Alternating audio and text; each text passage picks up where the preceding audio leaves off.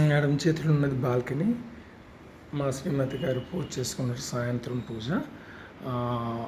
ఇది ఏమో కోవిద్ అంజన్ ఉండే room. TV means TV watch చేయడానికి ఈ సోఫా. అది ఇక్కడ ఒక అటాచ్డ్ బాత్రూమ్, కామన్ బాత్రూమ్ అనుకోండి.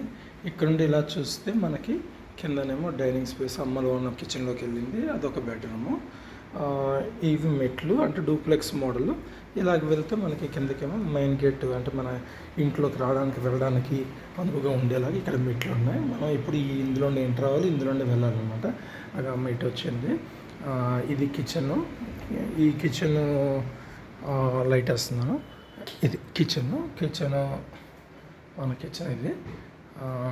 చాలా నీట్గా ఉండడం కోసం అని చెప్పేసి ఇక్కడేమో ప్లాస్టిక్ షీట్ జిఎంఆర్ది వేస్ట్ చేయకుండా బయో ఫ్రెండ్లీ ఉండడం కోసమే అది వాడాం. ఆ ప్యాకేజీలోని కవర్లు మీకు క్లియర్గా తెలుస్తున్నాయి.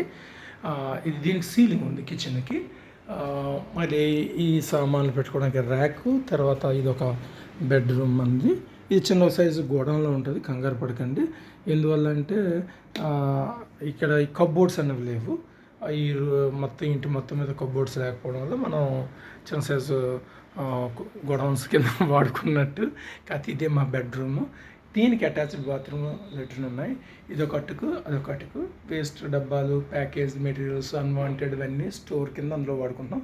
ఈ బయట మనం గార్డెన్ చేసుకుంటున్నాం. కాకపోతే ఇంటి చుట్టూ తిరిగి వెళ్ళాల్సి ఉంటుంది. ఇది ఓవరాల్గా మన ఇల్లు.